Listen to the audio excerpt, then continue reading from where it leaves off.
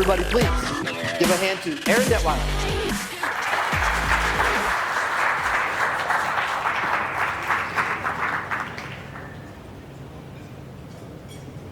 Hunter, thanks. Everybody hear me okay?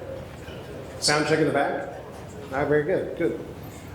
For Spectrum employees here in Missouri, raise your hand. Excellent. All right. Look, like every meeting we do, whether it's SCT, spending time together, an all-hands meeting, we're going to start off with the 4 key priorities. So I'm going to yell them out. You guys are going to participate with me just like we always do. Priority number 1 is what? People. People. Who? Us, right? Priority number 2 is what? Customer. Who? Them, right? Priority number 3? Who? We. Priority number 4? Who? That's all. All right, guys. That's our 4 key priorities. That's how we kick off meetings here in Missouri. Thank you. That was really good. Did you guys rehearse that ahead of time? Yes, we did. Tell the truth. Did he threaten you if you didn't say we, I, us, them? Okay, just checking. All right. Again, Aaron, thank you so much for being here. I really appreciate you. Yeah, we sure. appreciate what you bring to this conversation, your perspective. So thank you for your time. You bet. So real quick, what I'd like to talk about first is, I had kind of mentioned it in my introduction a little bit, sort of a non-standard career path that brought you to this role, but not necessarily unprecedented or unusual, just a little bit different. Can you go into your career arc just a little bit? Yeah, so I started in this industry in customer service. I've been in customer service and sales probably 99.9% of my total career in telecom. When you think back, when I started in this, I was a 19-year-old kid in a call center in Lawrence, Kansas, doing outbound telemarketing. I was selling Sprint long distance for 25 cents a minute or 10 cents a minute on the weekends. And that's really when I fell in love with what we do. I fell in love with customers. I fell in love with interaction. I fell in love with sales. And from 19 years old, I progressed through the call center industry as a supervisor, manager, trainer, QC, director, different leadership roles, had some exposure into workforce management, IVR, all the tools that actually get customers into our call centers and how we interact. And then over the last couple of years here in St. Louis, since 2015, I ran our comm desk, which was our outage management group that works with customers, network operations, IT. Many times, Hunter, you and I on the same phone call, different times for our employees. And then the last 2 years in the ECAP space and working with the CEO for FCC complaints and complaints that come through related to, I had a bad customer service experience. You damaged my yard, you did this, you did this, you did this. I don't understand why I'm being billed. And through those types of positions, I also want to continue to expand my career. I fell in love with what we do in field, the partnerships I had with our field operations team, Tom Monahan and others at the Stanford office. And so when this came about a year and 2 months ago, I said, let's see what we can do. And of course that was met with, what are you doing? And do you really think you can make that transition? Right. And I think that's what we've been going through for the last year. Beautiful, really cool. So the communications desk, the comm desk, that was an arm of customer care, so to speak, directly, right? Yeah, absolutely. Interface with field ops, IT, net ops, whomever. Well, I guess we call them technology operations now, so awesome. I want to pivot a little bit. Sure. It has come to my attention, and probably not just me, in last few months maybe or more, for some reason there is an extremely significant rise in vandalism with regard to cable plants and cable equipment, and I think it's even specific to Missouri in general. What's going on there? Yeah, sure. By raise of hand, again, we have a lot of our construction partners, crews in the room. How many of you have been involved in responding to some type of vandalism in the market over the last 6 to 12 months? Yeah, okay. And how many of you have responded to more than 1 or more than 10 or more than 20? Okay, all right, very good. It's everybody. Yeah, everybody. So here's what's happening.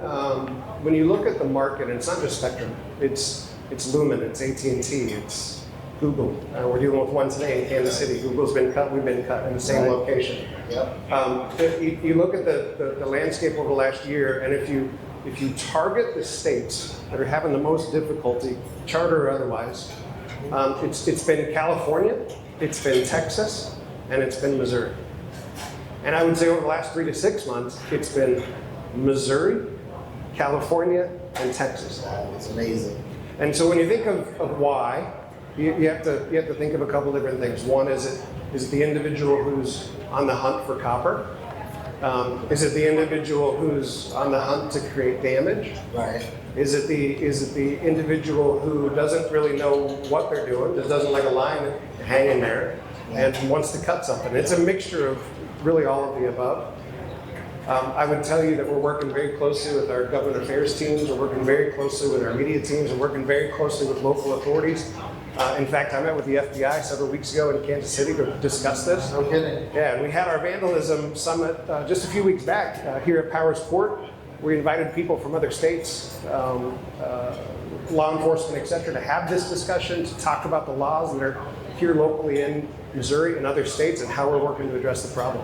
So we're developing a plan collectively about how to address it, how to get ahead of it, maybe squelch it, stop it. That kind of thing. Absolutely. I would tell you the individual that joined us from Kentucky, one of the mayors and local legislation government individuals in Louisville, very strong committee working to address vandalism. They passed several aggressive laws in the state to address these types of behaviors. You know, Missouri collectively has great laws that enforce this type of action. What we don't have is great insight into the metal people who are paying for copper, things of that nature, Right. how we try to address those individuals. And so there's a lot of work being done. I'll be in Kansas City next week with Monty. We'll be on TV on Monday talking about vandalism in the Kansas City market. In the next couple of weeks, we'll be here locally on TV in St. Louis talking about vandalism. So the topic is really everywhere. So what used to be, or probably should be, a really small part of running the operation is starting to dominate a lot of the time of leadership and technicians and field operations. 100%. And it's not, you know, some people, when you talk to local authorities, you say, well, we got a fiber cut. And they're like, oh, too bad for these 5 homes. It's not 5 homes. Right. It's hundreds of customers, it's thousands of customers, and in some situations, hundreds of thousands of customers. And based on where we're located in Missouri, centrally, we have a lot of connections throughout the United States, east, west, north, south. Right. That when you cut something here, there's potential damage to be felt and heard across many ripples of where the country is. Makes sense, makes sense. Okay, well, thank you for sharing a little bit about that. I appreciate it. So let's kind of pivot again, drift away from what I would say is maybe some of the negative and go towards the positive. What is your perspective with regard to artificial intelligence and the cable and broadband industry specifically? It's everywhere, everyone's talking about it. Every tool that gets pitched to me in my department has some form of an AI component. Yeah. What's your take on that? Well, before I answer, let me ask Sure. ChatGPT. No, everybody in the room, again, interactive. How many people on their phone today have at least one application, artificial intelligence application they may utilize, go to in their daily life? Raise your hand.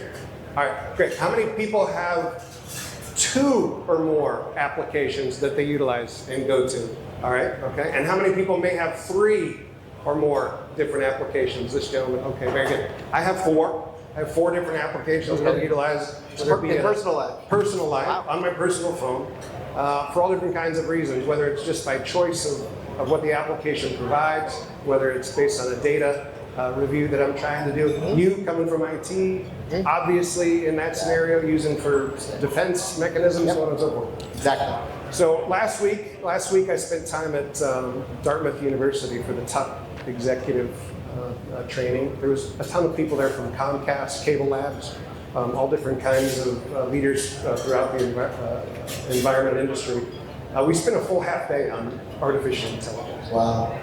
And the fact is, it's going to be in everything that we do. It has been for years. When you think of what we do in the call center space, or customer service space, the IVR has many AI prompts and has been responding to customers with robot-oriented voices and so on and so forth for many, many years. Text, we use text and text replies for many, many years. Also, by show of hands, when somebody says artificial intelligence, how many people are scared?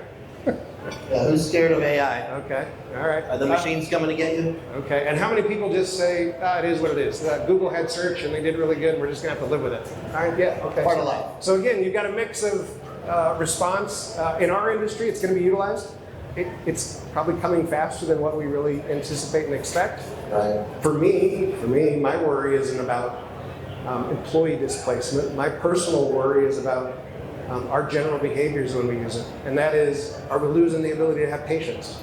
Because every day I can find an answer quicker than the next person. And are we losing the ability to make our own decisions and understand how to connect with people and have a good relationship with an individual? And when these types of tools come into our daily life and we overutilize them or excessively utilize them and don't think about the repercussions, that's what worries me.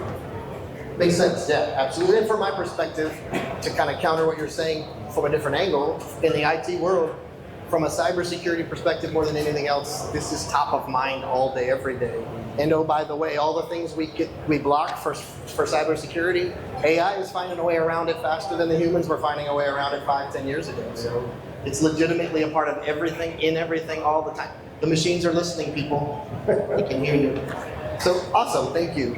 So let's talk a little bit about the competitive environment in broadband and cable in our universe now. I mean, we have so many more competitors from so many different angles. We've had them in the past in many ways, but today definitely feels a little bit different. What's your take on our competitive environment and our future in broadband? Yeah. So the competitive environment is probably the most highly pressurized piece of our business that puts pressure on our metrics, SLAs every single day, how we interact with customers. But a lot of people will say, oh, it's our job to go out and beat the competition. And I would say that, yeah, sure, you want to be the one left standing. The competition is supposed to bring out the best in the big guy. Right? And by having competition around you, you get to see where your faults are. And customers will tell you where your faults are by going to the competition. Right? So you have to evaluate, is competition the thing that you want in the market? Is competition the thing that you can overcome in the market? Is competition the thing that you can add as a quality aspect of the work that you're doing in the market that you're in? And how do you battle that and use the good things that they're doing and bring to what we do at Spectrum? Competition is not going away. It's only going to get more and more a part of our everyday. I mentioned metrics. For those in the construction world, for those in the field service world, every metric that we have coming at us today is about being faster with the work that we do. In the construction space, 10, 10, 10, 10, and 0, right? 10 days for everything that we can build, right? In the field ops space, it's no longer about getting to a customer's home next day or 2 days out. It's all about today, same day, and oh, by the way, it's not just same day, it's 4 hours, 2 hours, 1 hour. So how quickly can we respond? Because that person in that home can walk down to a T-Mobile or a Verizon or wherever, grab a box, go home, have it connected, and have services within minutes. And we have to respond in a fast way. No, that makes sense. And you bring up a really good point with regard to competition that I think is worth talking about, because it is the same but different in a lot of ways. Fixed wireless access, your T-Mobiles and others like that, clearly making major inroads competitively into the business. How do you see the future of that particular competitor from your perspective? Yeah, it's a tough one. Here's what they've done well at. They've done well at offering a lower speed at a high quality connectivity rate, meaning they're not having any disruptions. The other thing is, when you carry around a phone, as many of us do, and you have a T-Mobile cell phone in your pocket, you have a Verizon phone in your pocket, or whoever it may be, you don't typically walk around complaining about the speed on that device. You've grown accustomed to what the speed is on that device, and you've grown accustomed potentially to having that same speed in your home. It never fails, it's always there. You have it to go to. Where it causes you some problems is on a Friday night or a Saturday afternoon or on a Super Bowl, when the picture becomes fuzzy and you slow down on your speed, and you may get frustrated, but those times are far and few between. Yeah, fairly rare. So how we address it, in the most part, is making sure that the speed that we do offer is there every single day. It's something you can depend on. We lower the level of the outages, we lower the level of the intermittent experience type problems, and we don't give customers a reason to pick up the phone and start thinking about, could I be better over here, could I be better over here, what option do I have? It's not always a price and billing issue either. It's just dependability. And can you depend on us being there? Can you depend on the service being up? And if not, are we responding in the right way? Which I think leads us into our next conversation point. No, that makes sense. So, bridging into that, let's talk a little bit about customer commitments. Our Spectrum specifically has made some big announcements and made some significant changes internally that you and I are aware of in terms of that new customer commitment. Can you talk a little bit about that? Yeah. So Q4 2024. Chris made an announcement to the market about our customer commitment, Spectrum's brand, Spectrum's commitment to our customer. It really centered around 4 key topics. One was, we will be there. So when you ask a tech to come to your home, we're going to show up same day. And as I mentioned, it's not just same day. It's can I be there in 4 hours? Can I be there in 2? Can I be there in 1? And when we're not there, and we show up the next day, I give you an automatic credit. If I show up in 2 days, it's 2 days worth of credit. If I show up in 3, it's 3 days worth of credit. And that's not something you have to call about. That's just simply associated to the commitment that we've made. Yep. So today in the Missouri market, the best we're doing at this point in time is if you call me before 5 o'clock every day and you ask for tech, Hunter, I'd like you to come out. Yeah. We're gonna make it happen. That's what we're doing in same day space. We're hiring, as we had a Herculaneum open house just a week or so ago with our new Herculaneum office. We announced that we were hiring in the market over 100 some jobs that we're hiring in the field tech space. And it's because of this commitment. We want to make sure that it's not just same day. If we tell you we're going to be out there, we're going to be out there in an hour. If we tell you we're going to be out there, we're going to be out there in 2. And in the historically cable world, that's an impossible thing to get your head around. Well, it's unprecedented. Yeah. Those of us who have been doing this a long time, remember, we were lucky to get us there in a week. Absolutely. Unless it was out, you weren't getting us there for a week. So it's a significant change. So bullet point number 2 on the commitment is you're going to stay connected, right? It's related to service. And historically it was, hey, you're out at your home, and what does a customer do? They pick up the phone and they start calling. They're like, why am I out of service? Why do I have an outage? What's going on? Did I get an answer? And maybe you have some level of negotiation with the customer on, well, we'll be out there to fix it in a few hours, or a few hours is enough, or maybe I'll be out there in a day. Well, a day is certainly not enough. And there's a demand that comes through. I'd like some money, I'd like a credit. Potentially, hey, you know what, I don't like what you're saying, Hunter, give me to your boss. And there's an escalation process that continued because of this. I got to call in, I got to talk to somebody.